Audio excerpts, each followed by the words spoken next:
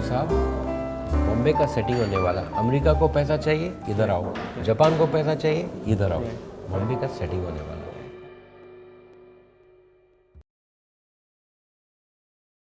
Let me ask you the Bombay question that is on everybody's lips, but is mostly asked only in South Mumbai parties, which is that should Bombay be given statehood? I don't think that's possible. An issue, or that's possible? Or even an issue now. It may have been an issue. Because Delhi is a state, so. Yeah, but you know, Bombay also gains a great deal from it being part of, you know, Maharashtra, part of India, and so on. And you know, there may have been a time when the linguistic states issue was coming up in the late 50s and 60s, where it could have been possible. But even then, it was remote. Right. And today, I think it's really remote that could even happen. And I'm not even sure that it would be good for the city. Since you're talking about the 50s and 60s, let us talk about Gujarat and Gujaratis, because let us talk about their influence in Bombay. Let us talk about their shaping the city. Let us also talk about they are a people who have built Bombay financially in a large way. But do you sense a certain keeping away from politics, keeping away from taking a stand, keeping away from activism out there, and therefore, therefore letting the divisive voices, let me be clear out here, the voices of the Shiv Sena earlier, now the voices of the MNS, getting a foothold in there. What do you sense out there? Well, Gujaratis, of course, have had a huge influence going back to the 17th century, and including the Parsis who came from Gujarat and various other groups, Bohras and Khojas and so on. And they were primarily interested in business. And in the current political climate, of course, Gujaratis are never politically that active, but they know business, and they know the Sena kind of divisive politics is not good for business. And actually, when 2 years ago, when Sena was going on about Marathi signboards, many of the businessmen they actually stood up against it, and they stood up against it not only because they were affected, but they knew that this kind of politics was not good for them. So, out of their own interests, sooner or later, they will also, oppose the Sena. I mean, in one way, you can think of the kind of Sena's influence in Bombay as both symptomatic of what kind of a city it is, and symptomatic of Sena's inherent sort of weakness. Because if you think of cities like Calcutta or Madras or Chennai, I mean, these are, of course, great big cities. But these cities are also very, firmly located in their regional geography. That's very true. Yeah. So you don't ever have the need for a Shiv Sena. For instance, in Calcutta, one wouldn't imagine people going and saying, "Okay, write your shop name in Bengali," because they do so anyway. Yeah. Or say, "Let's reserve so many posts," because anyway, 70% of them are Bengalis. People there, So because they are the kind of cities that they are, this issue of Sena doesn't arise. In Bombay, precisely because it is not a Maharashtrian city, that you get something like Sena emerging saying, no, we have to make it a Maharashtra. So in a way, it reflects the fact that the Sena cannot achieve its goals. So that's a good thing. And on the other hand, the influence of the Sena in Bombay is, really, it casts a shadow. Yeah, the next question is that there is, of course, you spoke about Suketu's book, and Bombay is always known, regarded as the maximum city. Kamatipura, the biggest red light area in Asia. Dharavi, once Asia's biggest slum, etc. The underworld, the only real underworld that India has. How much of that, for our viewers, if you can just elaborate, how much of that have you found? Have you found any of that to be a bit of a myth when you've gone in? This thing, I mean, there's a lot of glory and there's a lot of romanticizing about the maximum aspects of Bombay. But are they really around right now? Bombay is a city of excess. Or the stock market, right? Yeah. Everything is in excess. Right. I mean, when people tell you tales, they tell you tall tales. Right. Which you sometimes find out to be true, which is even worse. Right. Right. Or it may be true for the moment. I mean, if you, for Right. example, if you are in talking to someone in film industry, sir, बिल्कुल हो जाएगा. Right. When we talk about one experience or one tall tale you've been told, just offhand. I mean, it's usually it's in film world. I mean, when we're discussing, about a certain film, whether it's going to be made, you said, tension mat lo. Right. I'm especially asking because of your interaction with the Yeah, film. Right? yeah. Of course, Anurag is a different ball game slightly, but still, generally, I'm sure you met a lot of film Yeah, people. and I think even Anurag may have to also do this, exactly. because you operate in that world. You're in that milieu. And where everything is also fickle. I mean, it's, there are finances involved, there are producers involved, there are a whole series of people involved. You are trying to coordinate all of that. And so everyone tells you, no problem, sir. Just so is there one example or is there one story which... Well, I mean, there's a different kind of story that I can tell you, which is an amazing story. And it's a story that I heard when I was in an auto rickshaw, and we were just passing by Salman Khan's house, and there was a big crowd there. And something had happened in his sort of case, Bishnois and so on. Right, the Jodhpur case, right? Yeah, so there were people outside, and so this guy asked me, "Kya ho raha hai?" I said, it's Salman Khan. Kya jail gaya? I said, no, jail nahi gaya. Then he said, "Aur wo Sanjay Dutt ka kya hua?" I said, "वो jail से बाहर निकल गया." वो दलाल था. I said, "नहीं, दलाल नहीं था. He had a lawyer, so he got out." He said, "नहीं, दलाल होगा. बता रहा हूँ, ये बॉम्बे का सेटिंग होने वाला है." I didn't understand what he meant. I thought he meant, something like the fix is on. Right. But I wasn't sure. He said, "नहीं, क्या मतलब क्या?" He said, "ये देखो, ये बंगला दिख रहा है. ये कल टावर होगा. वो बिल्डिंग देखो, वो बिल्डिंग कल टावर होगा. अपन को एक कोठी है, SRA में मिला है. 200 स्क्वायर फीट का कमरा है. अब मेरा 2 बेटा है, वो बड़ा होगा, उसको टीवी चाहिए, उसको कैमरा चाहिए, उसको जूता चाहिए. वो नहीं रहेगा, वो बेच देगा. वो सेठ आएगा, वो खरीदेगा, दूसरा खोली खरीदेगा, तीन खरीदेगा, 3 BHK बना देगा. अपन झोपड़पट्टी तो ख़त्म हुआ, वो भी ख़त्म हुआ, और वहाँ पे टावर बनेगा. वो बोल रहा हूँ, साहब, बॉम्बे का सेटिंग होने वाला. अमेरिका को पैसा चाहिए, इधर आओ. जापान को पैसा चाहिए, इधर आओ. बॉम्बे का सेटिंग होने वाला है. That's an awesome metaphor. Just that one line, Bombay ka setting hone wala hai. I think that's sort of right. Yeah. So, in his own way, he kind of understood what was going on. Right, absolutely.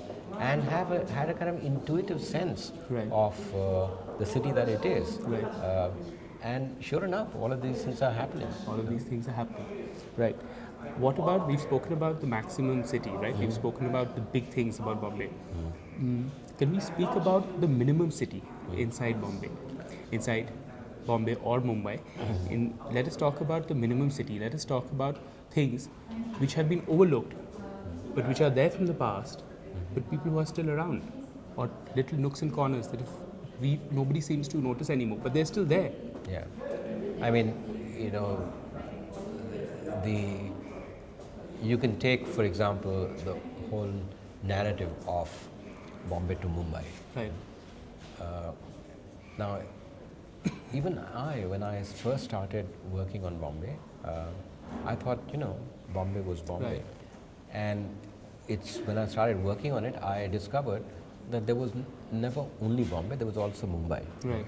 Marathis and Gujarati speaking people called Mumbai Mumbai, was there, and there was never an issue. Right. Okay?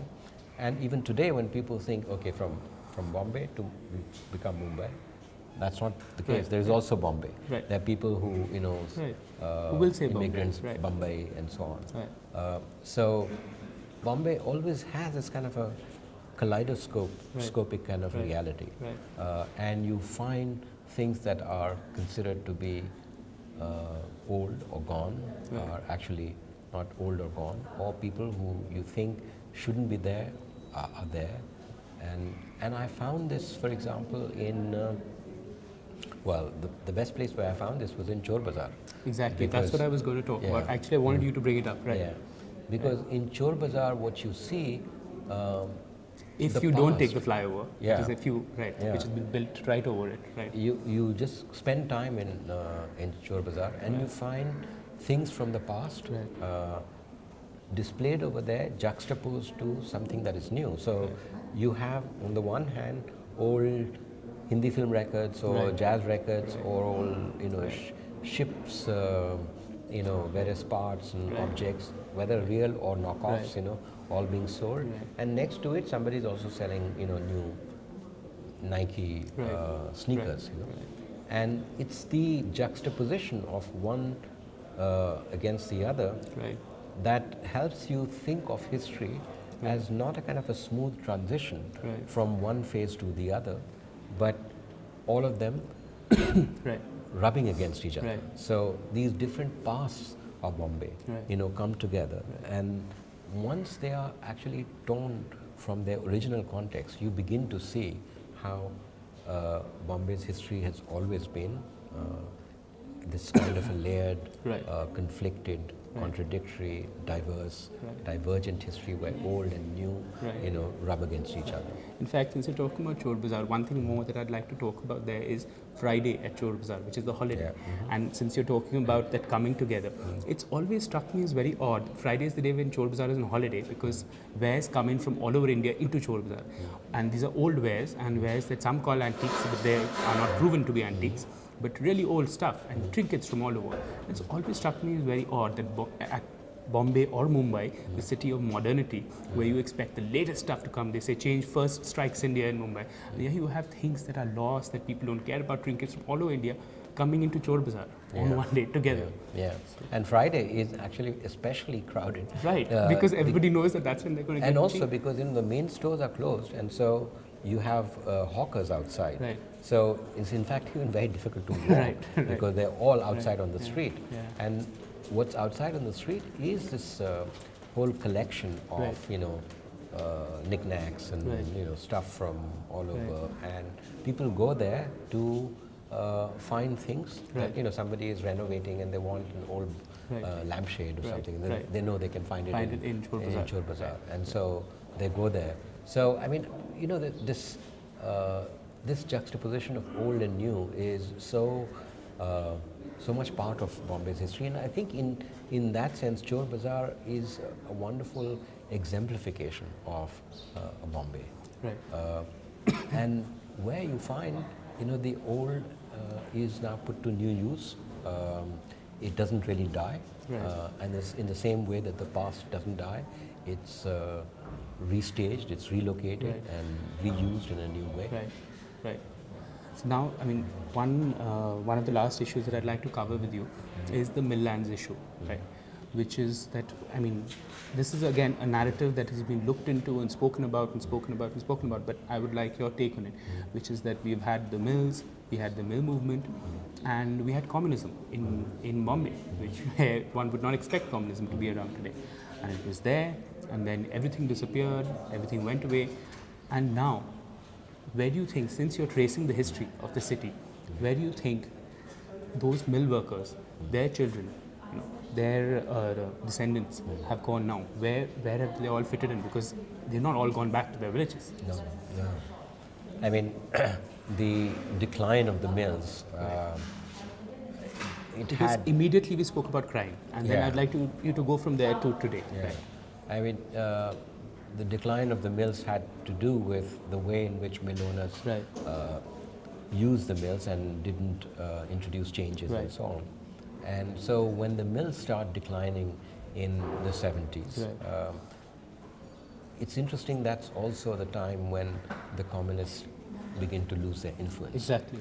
And communists begin to lose their influence also because the Shiv Sena comes and targets the communists, because the Sena realized that the only way in which they could have, a dominant influence was to get rid of the communists. And of course, the critical role over there was as I say in the book, the murder of Krishna Desai, who was the CPI MLA in the area. So, following that, and then you have a strike, Datta Samant in the 80s. Following that, you have a dispersion of the mill district people. Many of the people who had been active members in the communist trade union saw their children become members of the Shiv Sena. It happened in a number of cases. In fact, even in the street fights in the road, you had the Lal Bhagwa, or the red flag, and you had the saffron. The red and the saffron flag. Bhagwa Jhanda, sorry. And so many of these people actually became Shiv Sena members because Shiv Sena, as somebody told me in Bombay, and I was asking him, so how is it that the Shiv Sena managed to convert the youth who obviously belonged to communist families? He said, well, communists used to talk about, socialism and so on. All that was very abstract. But the Sena came and, वो tonic दिया. There was a certain kind of energy, dynamism, and masculinity that the Sena provided. And so many of those people joined the Sena. And very basically employment, which was a huge thing. And some of them actually joined the underworld. And you can see this in the Saeed Mirza film. Salim Langri Ka Matru. Very apt. And then some of them, then moved on to other jobs and so on. The whole kind of mill culture and mill industry kind of disintegrated after that. Work became more what they call informalized, informal labor. And what about now, 2009, 2010, 2011, during the writing of this book, when you went and interacted with those people, what connection do they have? What is their version of the mill movement? Is this a matter at all? Is there in their memory at all?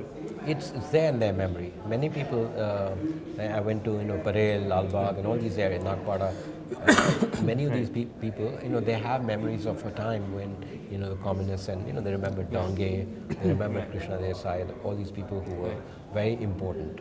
But they're kind of realistic about it. That that era has gone, and now it's the Sena, and not just the Sena, but there are a number of different trade unions, and the trade union movement, which had a certain ideology, is now not about ideology. It's not about social change. It's about, they think, each person's realistic objectives. It's the scale is kind of much lower. So they don't expect any revival of either the mills or the mill movement. And they are much more concerned about what's going to happen in the future, about their job, what's going to happen to chawls. Many of them are still with these workers. So all the kind of mill land planning efforts directly affects them, and they understand that. And the builders also understand that. So the builders also try to divide them by offering, we will give you this, we will give you that, and kind of thing. So, the whole atmosphere today is much more fragmented, with many different voices, and the idea of a kind of a single, united working class force, that no longer exists. And the last question, which is that now that you've written your overall Mumbai book, is there, because with an overall Mumbai book for a city that is called the Maxim City that has so many things in it, right? It's impossible to go deep into each and everything, so you have to choose carefully. But if you were to choose one section, be it the underworld, be it the mill movement, or use one area as a sort of prism to look at Mumbai with, which is the area that fascinates you most? Which is the area that you would choose as a historian? Is there anything that you see as sort of key, more key than the others, so that can be connected to everything, but say, okay, this is a little bit at the crux of it? There's no one single thing. I mean, I have on different days I think of different aspects of the book which to me in a way just sort of crystallize everything. Right. But for example, in the last chapter when I speak about taxi drivers, that seems to me to be a particularly good way to think of the history of Bombay. Taxi drivers are immigrants, so they speak about how Bombay has always been connected to other parts of India, and the way in which the taxi drivers make Bombay their home. They make their home without losing whatever attachment that they have to their original home. And they kind of shuttle in their minds between these two homes, restless. And under very difficult circumstances, they create a home in Bombay, sometimes in their taxis. And this Meera Devi Dayal's paintings that I talk about in the book, she really very beautifully captures this kind of urge for home, and she calls it kind of fantasy home. And they create, but those are fantasy homes, but they are real to these taxi drivers. So in a way, it captures this kind of essence of Mumbai, where people come to the city, they have practically nothing, and yet out of that nothing, they've created something, and they've created their fantasy home. Now, out here, to end the interview, since this is the raging issue in Bombay still, in Bombay or Mumbai still, I would like you to give us one example of such an instance, because these are the same taxi drivers, auto drivers who are the first people to be attacked, when the MNS says that we should go all out against these people. And one of the main reasons is that their home is elsewhere. They still have an attachment to, let's say, their village in UP or Bihar, and Mumbai is not their home.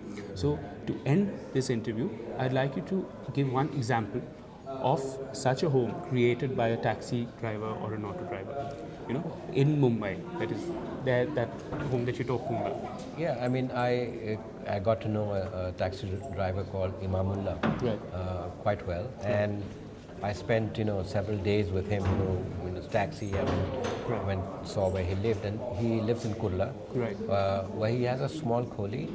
Now he has been in Mumbai for about 20 years, from Allahabad, and he said to me when I asked him, so Imamullah, so what is home for you?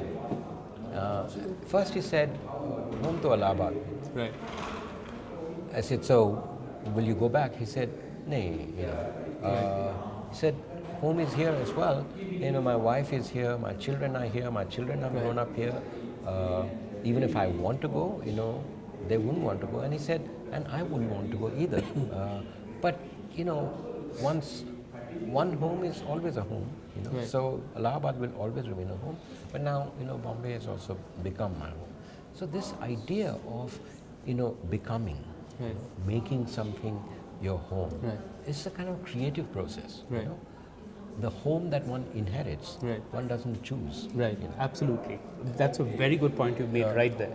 And this is a home that one creates. There's an issue of kind of voluntarism involved here. And that I found very compelling. That, he chooses now to call a home that he has made.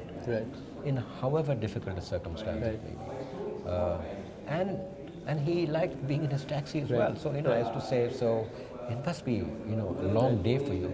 He said, yeah, it's a long day, but it's also nice to be in the taxi because, I go from here, I go there, I go all over. घर जाऊँ तो बीवी कहती है नमक नहीं है, ये नहीं है, वो नहीं. So I stay in my taxi, and I roam around. This idea of kind of roaming the city and being kind of mobile, I find very kind of attractive. On that note, I'd like to end this interview. Thank you so much, Gyan.